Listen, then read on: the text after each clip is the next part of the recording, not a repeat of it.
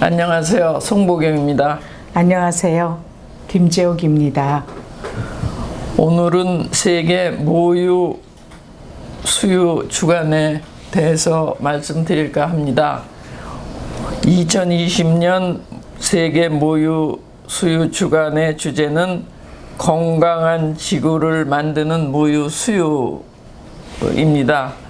그런데 김 회장님께서 그 주제를 설정하게 된 배경과 그 다음에 모유 수유 주간은 누가 설정을 해서 어떻게 진행되고 있는지 좀 말씀 주셨으면 크게 도움이 되겠습니다. 네, 그 모유 수유 주간이라고 하는 것은 월드 브레스피딩 윅이라고 해가지고 그 전 세계의 모유 수유 증진을 위해서 활동을 하고 있는 와바라고 하는 단체가 이 주관을 해서 이 행사를 전 세계적으로 시작을 합니다. 지금 말씀하신 것처럼 이 올해의 주제는 결국은 인간의 건강이 그 지구의 건강과 굉장히 연결되어 있기 때문에 모유 수유는 결국은 지구를 지키는 그런 운동이다. 이런 의미에서 이런 그 주제를 갖게 됐는데 그 모유 수유 주간이라고 하는 것은 지금으로부터 29년 전, 그러니까 1991년에 처음 이 주간을 만들기 시작을 해서 지금 장장 29년 동안 이 모유 수유 주간을 하고 있고, 한국도 우리 이웃반의 회원으로서 같이 동참해서 매년 여러 가지 세미나도 하고 또 캠페인도 벌이고 그런 활동을 했습니다. 올해는 코로나 바이러스 때문에 세미나나 이런 것을 하지 못하고 우리가 웹으로 또 그다음에 방송을 통해서 이런 캠페인을 알려드리고 있습니다. 그러니까 모유 수유 주간을 세계적으로 다 같이 지키자라고 네. 결정을 한 기관은 와바고, 네. 그 다음에 모유 수유를 광범위하게 활동하고 있는 단체의 대표라고 여러 가지 단체가 있으면 이제 이부판이고, 네. 그러니까 와바가 있고 와바 안에 이부판이 소속해 있고, 네. 그 다음에 각 의료 전문 단체라든지 또 미디어라든지 각 관심 있는 시민 단체라든지가 다 그렇게 포함이 돼서 네. 활동하고 있는 거죠. 네, 네.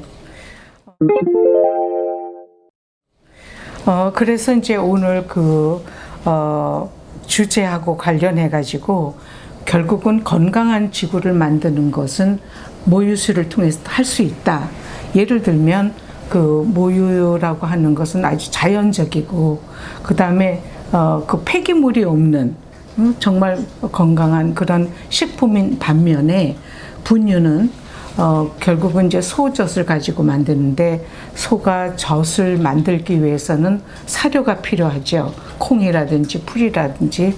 그래서 이런 사료를 먹기 위해서 또 나무를 자르게 되고, 그래서 결국은 자연이 황폐화되는 것뿐만 아니라 이것을 가지고 분유를 만들어서 그 공장에서 만든 분유가 이제 유통을 하기 위해서 수송을 하고, 그리고 가정에서 이거를 물을 끓여서 아이들한테 먹이고 그러는 그 과정에서 또 에너지가 쓰고, 다 먹고 난 다음에는 폐기물이 나타나고, 이거를 다 버리기 위해서 또 환경에 많은 그런 피해를 주고 있기 때문에 이러한 것들이 결국은 우리가 지구를 지키는데 굉장히 문제가 되는 그런 것 중에 또 하나이다라고 하고 있지요.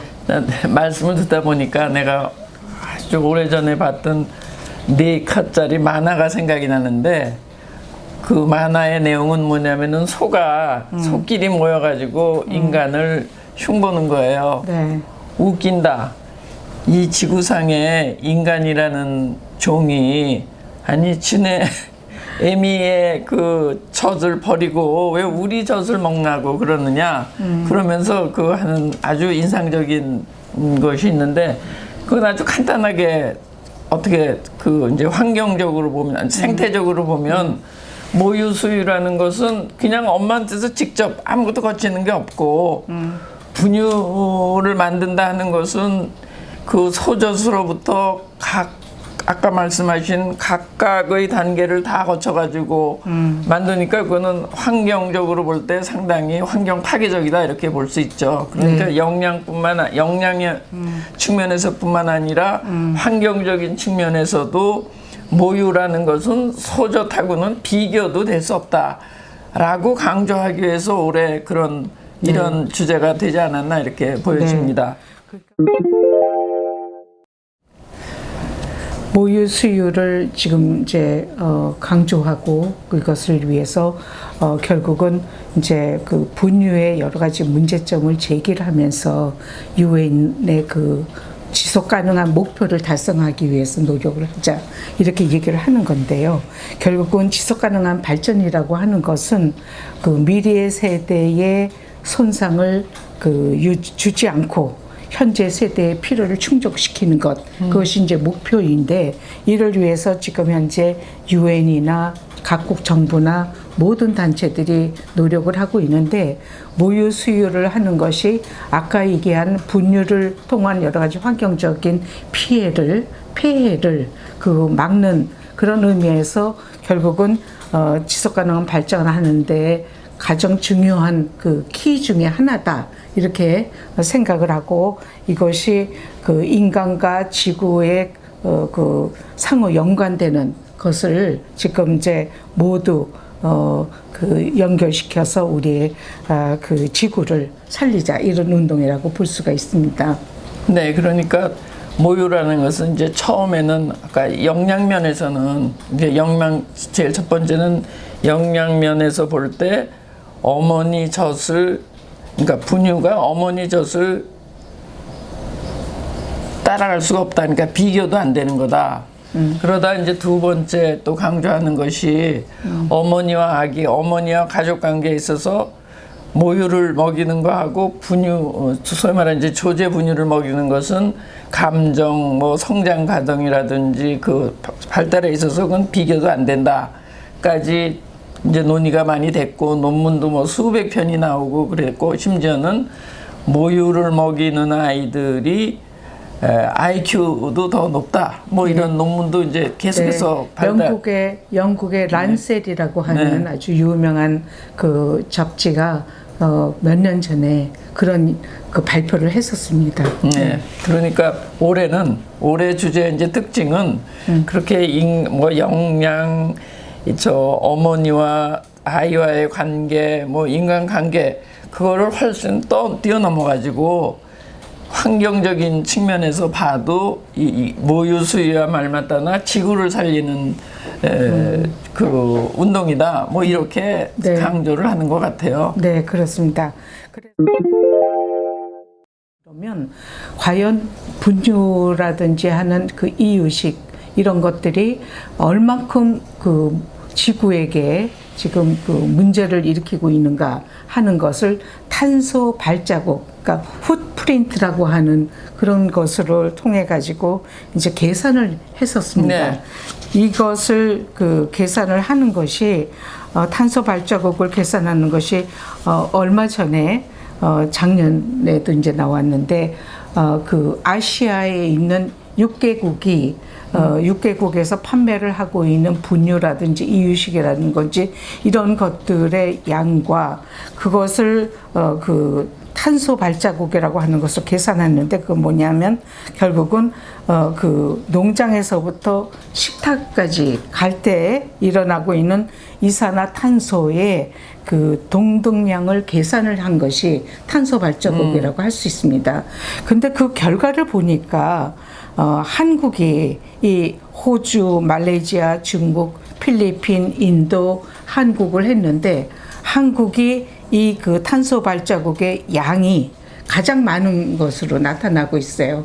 그래서 왜 그런가 봤더니 결국은 우리나라에서 그 0세에서 3세까지의 3세 미만의 어린이들이 먹을 수 있는 이런 그 분뇨 이유식을 생산한 양과 이런 그 여러 가지 유통을 하는데 비용 이런 것들을 동등하게 계산을 하다 보니 우리나라가 다른 나라보다 훨씬 많다. 그러니까 그만큼 그 분뇨라든지 이유식의 생산이 많은 거로 나타나고 있습니다. 그러니까 아주 쉽게 말하면 한국의 아기들이 호주나 인도의 아이들에 비해서 환경 친화적이지 못하게 자라고 있다. 그러니까 저 환경 뭐 프렌들리 이렇게 얘기를 하고 있는데 한국의 어린이들은 6개국 이제 아세아 6개국을 비교를 해 보니까 가장 거기서 가장 1등을 하는 것은 그렇게 좋다고 볼 수가 없는데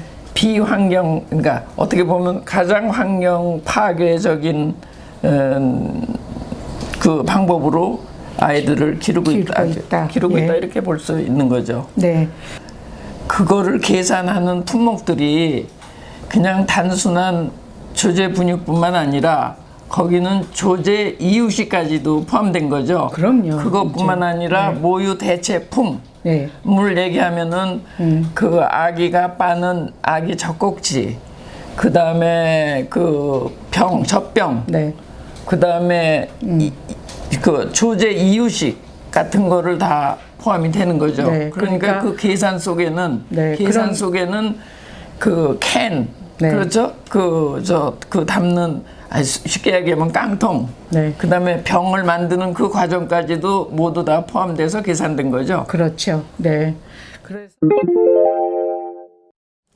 그러면은 우리가 이제 세계 각국이 벌써 29년 동안 내년에는 이제 30년이 되는데 구태여 이렇게 모유 수유 주간을 만들어 가지고 이렇게 행사를 하는 이유는 뭡니까?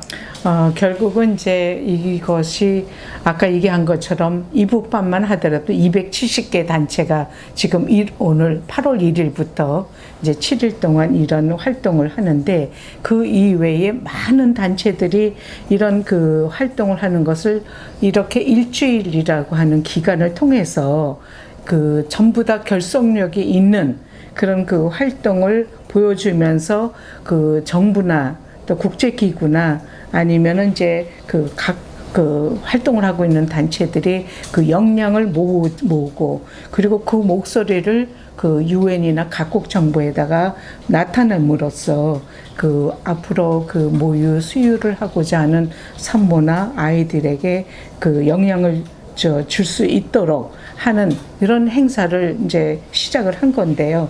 이렇게 함으로써 어떻게 보면은 유엔도 지금 8월 1일부터 그 7일까지 하는 그런 행사에 더 많은 관심을 갖고 이런 그 행사들이 그 각국 정부에서 같이 협조를 해주도록 하는 그런 아주 그 영향을 미치고 있거든요. 그래서 저는 지금 그 모유 수유라고 하는 것이 어떻게 보면은 그 다국적 기업들의 그 커다란 힘에 의해서 가끔 WHO 세계보건기구도 이렇게 흔들리는 것을 볼 수 있는데 이런 그 시민의 목소리, 국민의 목소리, 어머니들의 목소리를 나타낸다 하는 의미에서도 이런 그 모유 수유 주간은 굉장히 커다란 그런 힘을 발휘하고 있다고 생각합니다. 그런 의미에서 우리나라에서도 사실은 그 어머니들이 같이 참여하는 그런 주간이 좀 더 활발하게 코로나 바이러스가 끝나면 다시 한번 해야지 되지 않을까 이렇게 생각합니다. 우리가 모유 수유 주간까지 만들어서 세계적으로 행사를 하자고 하는 것은 첫째는 모유 수유가 중요하다 하는 것을 세상에 알리고 그 다음에 그 운동에 참여하는 것은 다시 한번 다짐을 하면서 또 연대를 강화하는 그런 뜻도 있다고 보여집니다. 네, 2020년 모유 수유 주간은 2020년 8월 1일부터 8월 7일까지 전 세계적으로 활동을 합니다. 그래서 여러 어머니들도 이 일주일 동안에 아기들에게 사랑스러운 그런 모유를 주면서 또 가족도 서포트하는 그런 그 주간이 됐으면 좋겠습니다. 모유 수유 주간에 대한 이야기는 이것으로 끝마치도록 하겠습니다. 감사합니다. 네, 고맙습니다.